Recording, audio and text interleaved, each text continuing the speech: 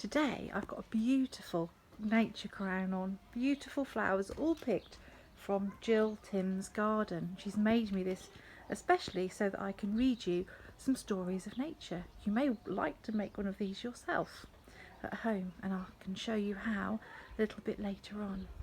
Let's go inside and read a story. So here are a few books that I have at home, and these are books connected with nature. And these are books that actually as a child I had, and mums and dads might remember some of these, and I used to practice my drawing using these books. These lovely illustrations here, and this is very much like my flower crown, because inside you've got a picture of boys and girls, flower fairies and pixies, and they are dressed in the plant or the flower where they get their name. So this is the holly fairy, and then each one has a song or a poem about them. And this book is from Cicely Mary Barker. We've also got Bramley Hedge by Jill Barklam, which has beautiful drawings in all about nature, and you can see the detail in some of the drawings. This also looks inside houses. It's a bit like having a peep in the underground world where they live in their holes.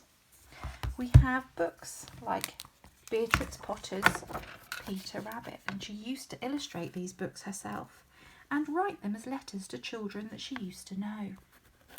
So I shall be reading lots of stories, both in class and on the videos that I make for you. And this is one that I actually used a lot as a child growing up, and I used to have my own vegetable patch and my own allotment when I grew up. So here all the vegetables and fruits are called different names according to what they are, and they all have little faces, and there's stories about all of them. So you can see here, this is Grace Grape, Wee Willie Watermelon, he's Scottish, the Pea Twins, because you get so many peas in a pod, Patrick Pear over there, Robert Raspberry, and Tim Tomato. So you too can draw and make illustrations all of your own. This is done in a comic strip style, so you could try that too. So you have little scenes where you write little speech bubbles that we've used at school, and you draw. This is all about them having a picnic in this story. So I may choose some stories on those. I would love some emails from you to, if you see one that you like, I could do a video on that one in particular. So we'll start to read a book all about nature. I'm going to read you a couple of little poems from this book of the Flower Fairy Treasury from Cicely Mary Barker, and these are going to be flowers that you can see and spot all around the countryside and in your gardens at the moment as nature detectives. And then I'm going to show you how you can actually draw using some flowers, but it's best to ask mummies and daddies if you can pick flowers first. This is the Lady Smock Fairy, and as you can see, the pictures or the illustrations in this book are actually taken from nature and from flowers. This is a little bit, I found this in one in my garden, a little bit like the Lady Smock Fairy. And later on I'll show you how you can use these to draw with. So the Lady Smock Fairy, this is the poem about this fairy. The song of the Lady Smock's Fairy. Where the grass is damp and green, where the shallow streams are flowing, where the cowslip buds are showing, I am seen, dainty as a fairy's frock, white or mauve of elfin sewing. 'Tis the meadow maiden growing, lady's smock. You can see over here that there are some rhyming words in this poem. So we've got showing, flowing, sewing, growing, frock and smock, green and seen. See if you can find books and poems with rhyming words inside. So here we have another flower, And I've just gone into the garden, and here we have a buttercup from my garden. There are some of these also in my crown of flowers today. So this is the buttercup fairy. You can see here that the fairy, her little dress is made of an upturned buttercup. That's a clue to how we might use those later. The song of the buttercup fairy. 'Tis I whom children love the best, my wealth is all for them. For them is set each glossy cup upon each sturdy stem. O little playmates whom I love, the sky is summer blue, and meadows full of buttercups are spread abroad for you. So we've got rhyming words: blue, you, them, and stem. Okay, and it's the rose fairy. A beautiful, beautiful drawing, lots of detail there with the rose petals, and also her dress could be made from an upside down rose petal. That's what I'm guessing. What do you think? So this is her song, because each has a song of their own, or a poem of their own. The song of the rose fairy. Best and dearest flower that grows, perfect both to see and smell, words can never, never tell half the beauty of a rose. Buds that open to disclose, fold on fold of purest white, lovely pink or red that glows. Deep, sweet scented, what delight to be fairy of the rose. Now, there's not a lot of rhyming here, but can you see some words that might rhyme on the end of those lines? Smell and tell,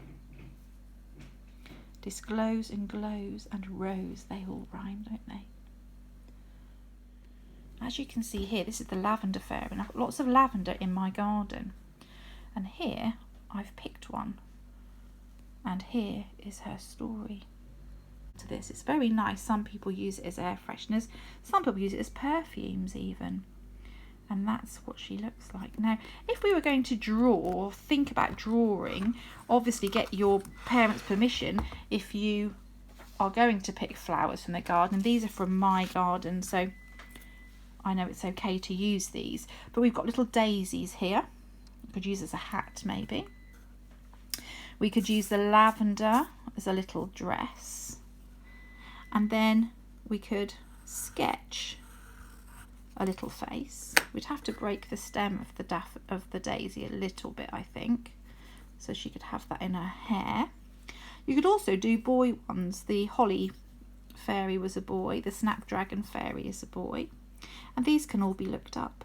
And then she can be dancing, so I might do her with little ballet shoes on, something like this. Obviously she'll need wings, so almost like butterfly wings you could do for this fairy. They could be that shape, or they could be pointed like this, and they could have patterns inside just like butterflies, and they could all be different colours. And obviously her hair, you could do different hairstyles. This is her little dress here. You could glue that on or just leave it on. And I've got others here that might look like a nice dress. If we removed that one, we might like to put sort of 2 or 3 together like this. You might want to do all one flower, so you might want to just cut the stems off and just stick some buttercups down. Maybe you might want to change the hat and put a flower hat on top. Okay, so let's put that back on. Let's put this back where it was. And then you obviously, fairies are very happy, and pixies, so you'd want to do a big smiley face. And the hair can be wool, ribbon, or it could be the petals from some of the flowers.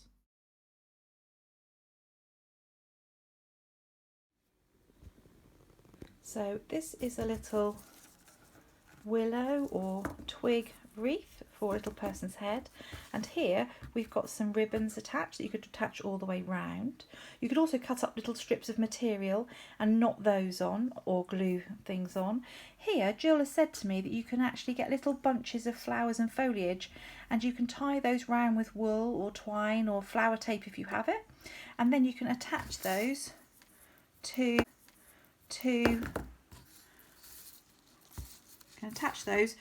the side of the wreath, so you get the flowers and ribbon. It looks really, really lovely, and then you can do that all the way around and you can make your own.